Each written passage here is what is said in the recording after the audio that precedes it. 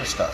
Thank you very much, Mr Dowden, to answer some of the points that have been raised. Quite valid points, I have to say. To the Shadow Minister, cigarette papers are in scope of existing legislation, and they're included because burning them with their bleaches and their dyes, as she rightly sets out, adds to the volume of smoke and the range of toxicants in the smoke, contributing to the additional risks to smokers. On filters, I am sympathetic to the premise that she puts out. Cigarette filters, though, have historically been marketed to make smoking safer. There is no evidence whatsoever of that. All tobacco products are harmful.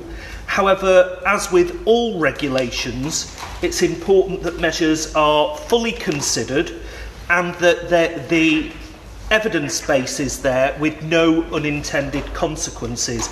Now, what I don't want is to give the tobacco industry, Mr Dowd, that opportunity to greenwash and say not only are filters healthier for you, they're healthier for the environment. We absolutely do not want that. Well, if she'll let me finish, and then we have the powers in Part 5 of the bill to restrict the flavours on cigarette papers, so that argument that she sets out is covered. On single-use plastics, it is for DEFRA to legislate. They currently have the powers to be able to consult on single-use plastics in cigarette filters. In terms of the issue of musical instruments, look, as we've already heard, a number of these products, whether it's pipe cleaners, whether it's cigarette papers, they can be used for music, for crafting, for art, for model making, a whole range of other uses. What we do not want to do is to restrict those uses. What we want to do is to make it more difficult for people to access them for the provision of smoking. As we've said when we discussed Clause 1, Mr Dowd, we are not making smoking tobacco illegal. What we are doing is we are preventing the next generation from getting hooked. So these restrictions strike that proportionate balance that if you are a current smoker, you will still be able to smoke until the day you die. We will do everything we can to give you the opportunity to give up, but you will be able to access those products legally, but there will be restrictions to them, which this bill is seeking to introduce. So that is why we think we've got the balance right, but we will take away the arguments, because I do think they are valid arguments about how, if you are a musician, how you are still able to access these if you want to use them, or for crafting and modelling. I will give way. Thanks, my honourable friend, for giving way. It's just a quick point around the different uses of cigarette papers, hopefully a pragmatic point. I'm a mum, and as a saxophone player myself, I would suggest that actually there are other different materials that can be used in place of cigarette papers. So even though I appreciate the debate, I don't actually think it's a pragmatic point. Yeah, and that's precisely the point I was going to come to. We will take that away because I do think there is a reasonable argument here, and we'll look at perhaps returning to this issue at report stage. But I hope, and I know that the Shadow Minister has every sympathy with the fact that the smoking papers, cigarette papers, are dangerous for the consumption of tobacco. That is what we are looking at bearing down on. There are powers, as I say, in Part 5 to restrict the flavours on these things, but we want to get the balance right, so we will take that away. I will give way. I thank the member for his intervention. He is right, of course, that all of those selling tobacco products legally now will need to change their signs to have the date of 1st of January 2009 on those signs, as opposed to the age of 18, because that is the law and that clause is now passed, and I expect will continue its passage through the House and the other place as a whole, because it does have broad support in the public and within Parliament. So yes, signs will need to be changed, and so I suppose he's arguing in defence of the Honourable Member for Windsor. But I do think if you have a licensed product for sale, it is your responsibility to ensure that you have complied with the terms of the law around selling those particular products, particularly in relation to something like the relevant signage, because it's difficult to get wrong by accident on a given particular day, in the way that you potentially could misinterpret someone's age, because we're not very good at working it out. So if one looks at the research of the population, it's difficult to get something wrong when it's in black and white what you need to do quite specifically.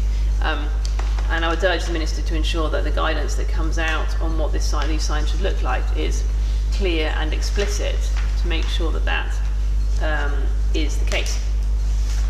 Clause 55 applies to Scotland, and once again the Tobacco and Primary Medical Services Act 2010, on this occasion section 8, displaying of warning statements, substitutes subsection 5, and provides the powers for Scottish ministers to regulate the size, the appearance, the statement used, the phrase used, and any other aspect.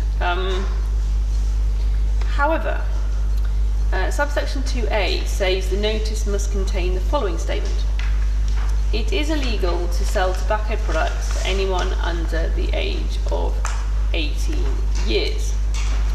I know that the Scottish Government Scottish ministers have the power to change that statement as part of the new clause. However, when does it come into force? Because clearly the legislation for the signage will need to come into force before the 1st of Jan 27 in order to apply to people turning 18 on the 1st of January 2000, who were born on the 1st of January 2009. And if it wasn't brought in time, they would have a few days when they potentially could access cigarettes legally but unintentionally. And so if the Scottish legislation is to mirror this, then it will need amending before then. Now obviously the Scottish Government is more than capable of amending the legislation, but that will take parliamentary time. There'll be a cost to that parliamentary time and that parliamentary drafting. I suppose they'll have to do it by regulation. So why not do it now? Why not put it on the face of this legislation to amend the message? It's been amended in various other parts of the Scottish legislation, so why has this not been amended for the sign now? Why are we leaving it to have to be done as a separate piece of work? It seems inefficient, and I'm sure that the Chancellor has advised the Minister that she's looking for any form of productivity gain and financial sensible economic use of money. And so is it his intention that all notices across the devolved nations be essentially the same, and if it is, why not do it straight away on the bill?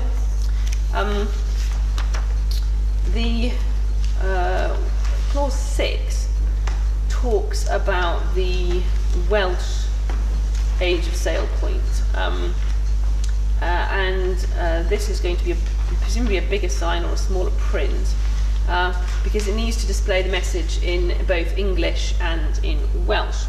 And so the level of the size of the sign, even if one looks at the bill as printed, which is in a relatively small font, that's quite a long message. And obviously the word volume for the Welsh is double that because of the requirement for that bilingual notice. So when developing guidance on the size of the notice, how will the Minister balance the need for it to be readable easily by someone at a relevant distance, i.e. where they're standing at the till, and to be practical, so that if the retailer, perhaps the small retailer, is required to produce signs for not just the age of tobacco products, but also the age of potentially alcohol or other products, and is required to display display signs for each of those individual notices and regulations, how will he ensure that it is actually possible to display all the different signs and all the different right fonts? And would he consider that if a retailer is selling a range of products that are age restricted, that there could be signs that cover more than one product to make it clear to the public whilst not taking up all of the potential advertising and this. I will go away. Just on the point that she's making, I just wanted to just clarify with her, because she's talking about the size of the sign in Wales, under clause 6, I think, and clause 6 part 4 says the notice must comply with every requirement set out in regulations made by the Welsh ministers. Yeah. So I presume that that is the response that we're looking for in terms of the Welsh ministers will absolutely be able to decide what the size of the sign should be. Thank you.